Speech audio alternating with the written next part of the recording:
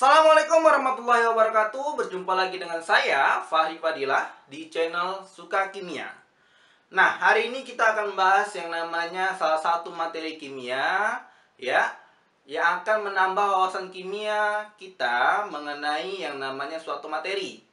Nah, tapi sebelum kita membahas materi tersebut, alangkah baiknya mohon dibantu channel saya ini dengan cara mensubscribe, like, dan komen, ya. Berikan komentar terbaiknya pada channel saya ini dan berikan dukungannya, dimohonkan, gitu ya.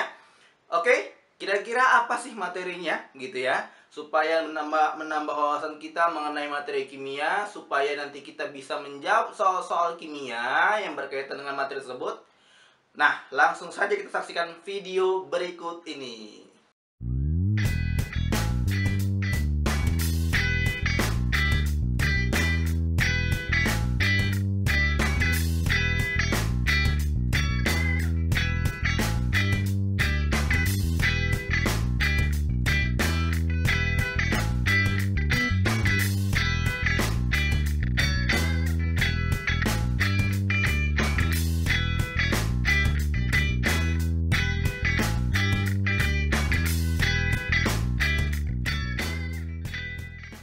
Sifat koligatif larutan 1. Nah, di sini kita akan membahas yang namanya sifat koligatif dari suatu larutan, gitu ya.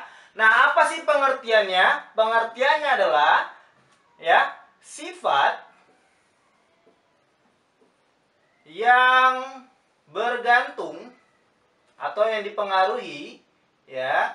Bergantung aja membikin ya. Sifat yang bergantung pada ya jumlah zat yang terlarut.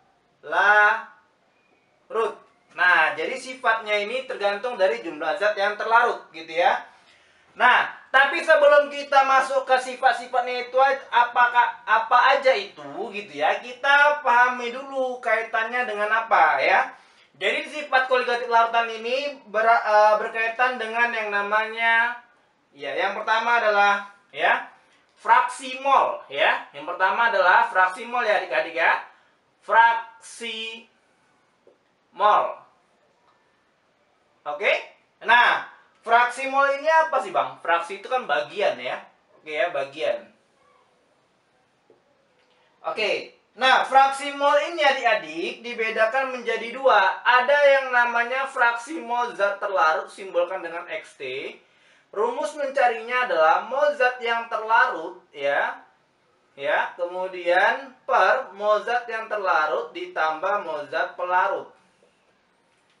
Oke ya. Kemudian yang kedua adalah fraksi mol zat pelarut. Itu sama dengan balik aja deh. Berarti NP per NT ditambah NP.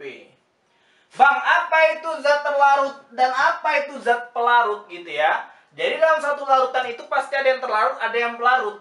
Nah, biasanya adik-adik ya, biasanya zat yang terlarut itu ya selalu lebih kecil dari yang namanya zat pelarut. Oke ya, ini harus diingat ya. Jadi kalau misalnya fraksi mol ini digunakan nanti untuk apa, Bang? Untuk yang namanya menentukan ya tekanan uap satu larutan atau menentukan penurunan tekanan uap satu larutan, gitu ya. Jadi fraksi mol ini inilah rumusnya adik-adik ya. Oke. Oke ya, dan juga ini ingat yang ini adik ya. Ini poin penting. Jadi supaya kita bisa tahu dengan yang namanya ya zat terlarut maupun pelarut. Contohnya misalnya ya 10 gram ya gula ya dengan yang namanya 100 gram ya air. Jadi ini kan bertindak sebagai yang namanya terlarut ya. Ya, karena jumlahnya lebih sedikit. Nah, ya. Sedangkan yang lebih banyak jumlahnya dikatakan dia sebagai pelarut. Dari sini kita bisa tahu kan bahwasanya 10 gram itu lebih kecil masanya ya. Oke ya. Nah, jadi ya Setelah itu kita masuk yang namanya yang kedua. Berkaitan dengan apa lagi Bang sifat kualitatif larutan ini? Berkaitan dengan yang namanya molaritas ya. Apa adik-adik? Molaritas. Ya. Oke ya. Molaritas ya adik-adik ya. Oke. Molaritas.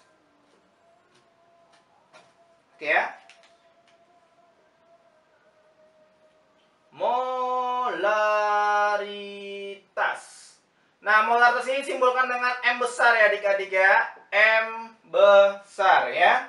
Nah, molaritas itu sendiri adik-adik ya, rumusnya itu ada 3 ya. Tapi kalau berkaitan dengan yang namanya zat terlarut dan pelarut ya, sifat kualitatif ini selalu berkaitan dengan zat terlarut dan pelarut ya adik-adik ya. Maka rumusnya ini adik-adik, M itu sama dengan gram per mr ya, kalikan dia dengan 1000 per yang namanya P ya. Apa itu P Bang? P adalah massa pelarut. Oke ya. Nah ya, kalau tadi ini apa Bang? NT adalah mol zat terlarut, sedangkan NP adalah mol zat pelarut. Oke ya. Nah, kemudian berkaitan dengan apa lagi Bang? Nah, yang ketiga berkaitan dengan yang namanya molalitas ya. Molalitas. Bang, baru dengar kali molalitas. Kalau molaritas kan kami udah bisa tahu dari yang namanya ya laju reaksi, ya kan? Kesetimbangan. Itu kami udah belajar di kelas 11, Bang. Nah, molalitas ini adik-adik adalah konsentrasi zat per 1 kilogram pelarut. Oke adik-adik ya, ini ada sedikit kesalahan. Ini VP. VP ini adalah volume ya, bukan P ya. P yang kita gunakan di molalitas ya. Maaf ya. Ya, volume pelarut ya. Oke, nah ini baru masuk kita yang namanya molalitas. Molalitas rumusnya adalah ini deh ya. M kecil, M sama dengan gram per mr kalikan dia dengan 1000 per P. Nah, di sini baru ya. P itu sama dengan massa pelarut. Oke, inilah materi singkat mengenai SKL 1. Setelah ini kita akan lanjut ke contoh soal. Oke? Nah, sekarang kita masuk ke yang namanya contoh soal ya adik-adik ya. Oke, nomor 1 abang bikin ya. Oke ya. Katanya sebanyak 5 gram NaCl ya dilarutkan dalam 100 gram air ya.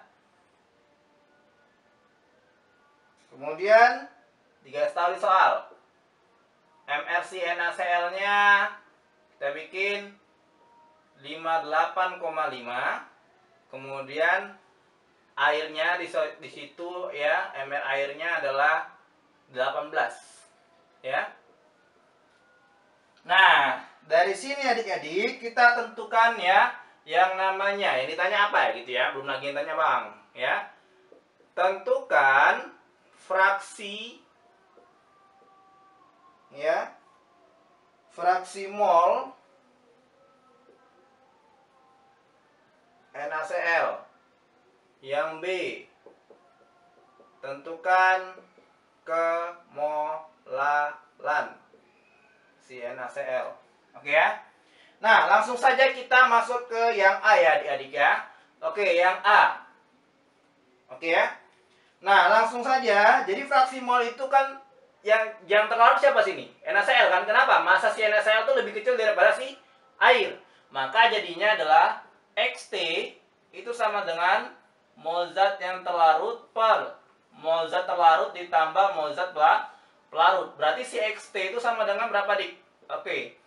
Berarti 5 gram per 58,5 per lagi 5 per 58,5 ditambah, ya airnya berapa, Dik? NP ini pelarut kan? Kan pelarutnya adalah air. Jadi berapa, Dik? 100 gram per 18.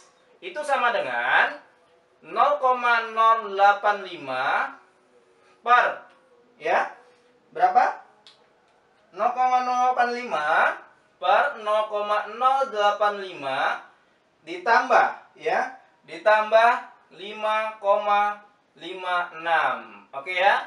Nah, hasilnya nanti itu adalah, ya, 0,015. Nah, kan tadi Bang bilang ya, kalau misalnya terlarutnya udah tahu gitu ya. Oke, kita udah tahu yang namanya fraksi mol zat terlarutnya ya kan? Berarti inilah jawabannya adik-adik ya. 0,015. Ada nggak satuannya, Bang? Tidak ada ya adik-adik ya. Nah, kemudian kita masuk ke yang B ya. Yang B. Oke adik ya. Yang B. Nah, yang B ini apa katanya, Dik? Kemolalan ya. Berarti rumusnya adalah M kecil itu sama dengan gram per mr, ya, kalikan dia dengan 1000 per P.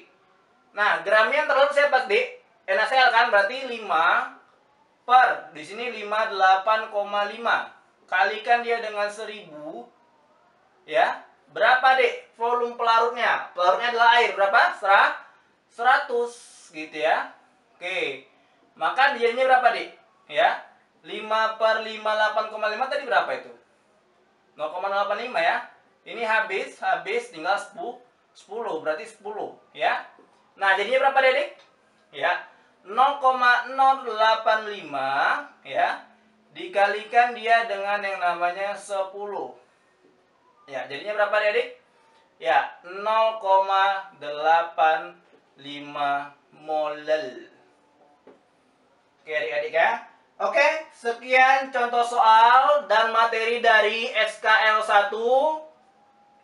Semoga materi yang bermanfaat. Jangan lupa bantu channel saya dengan subscribe, like, dan komen. Abang akhiri, assalamualaikum warahmatullahi wabarakatuh.